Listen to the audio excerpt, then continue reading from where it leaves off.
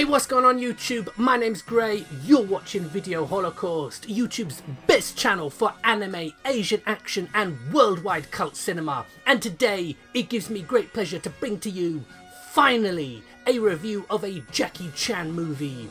Having been prevented from showing any clips from JC's film library over the years by the bastards at Fortune Star Entertainment. Recently though, the shackles have been loosened. And here we are. But of all the movies Chan the man has done, he's been in around 200, which to review first? I could take a look at one of his early attempts like Tiger Cub from Canton, or one of his American efforts such as Rush Hour.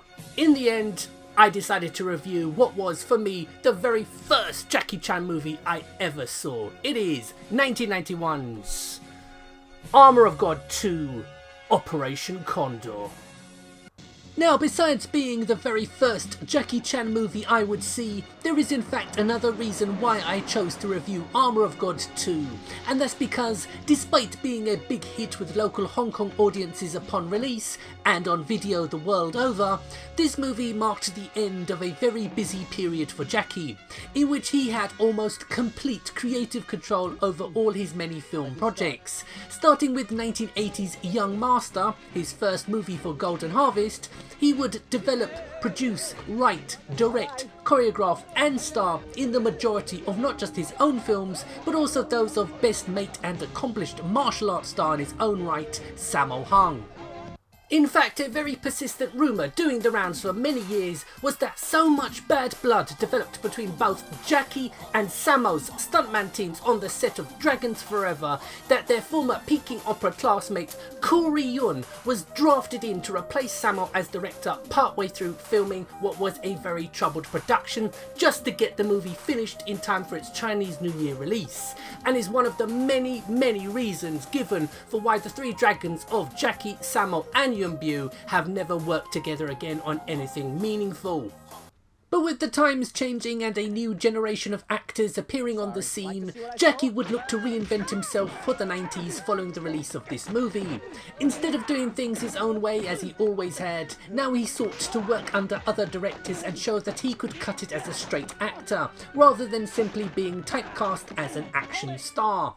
He would work with directors as diverse as Wong Jing in the live-action manga adaptation of City Hunter, and begin a very fruitful collaboration with Stanley Tong. First with Police Story 3 Super Cop, then Rumble in the Bronx in '95, to 2017's Chinese mega smash box office hit Kung Fu Yoga.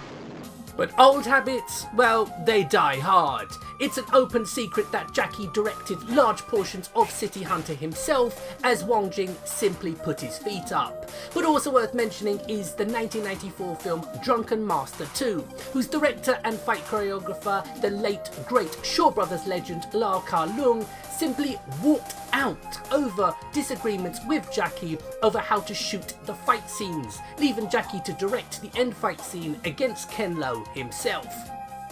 But that's enough of a history lesson. What about Armour of God 2? Is it a worthy follow-up to the 1986 original? Should you watch it if you haven't seen it?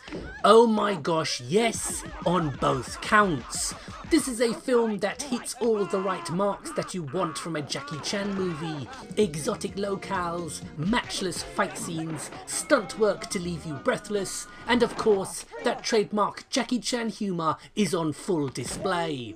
In terms of story, this time the Asian hawk, played by Chan, is on the trail of stolen Nazi gold, hidden somewhere in the deserts of North Africa.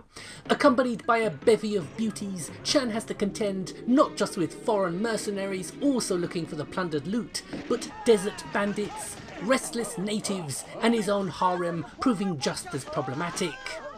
Now, one thing that I think is worth mentioning, besides the fact that Armour of God 1 is sometimes also called Operation Condor in some parts of the world, meaning the sequel Armour of God 2 ends up retitled to Operation Condor 2. And that's this, the UK bog standard DVD release, despite only available to us dubbed, is at least uncut. Whereas, from what I've heard, the US DVD release has up to 20 plus minutes of footage cut, clocking in at only 80 minutes, compared to the 102 minutes available to the rest of the world. Now, if there's one thing Jackie Chan is famous for above all else, it's his stunt work. And for the finale of the movie, we get arguably one of his most creative set pieces, with a fight scene set in a wind tunnel inside the secret base. I swear, I still think this is a real highlight of his long and distinguished career, with Jackie and the baddies being blown this way and that. But the fun and frolics are soon put on hold when one of Jackie's female entourage accidentally pushes the self-destruct button, the silly moo, meaning the base and all the tons and tons of gold they've been searching for, plus everyone inside, will be blown to kingdom come. But our heroes escape using the wind tunnel to blast themselves free, and just in the nick of time too. And as they trek across the vast North African desert, they can at least say they went out on a high and didn't kill the franchise with crapper and crapper sequels like with Police Story. Oh dear. Well, there we have it folks, my review of the Indiana Jones infused sequel to Armour of God, Operation Condor, a fantastic movie filled with action, adventure, stunts and slapstick.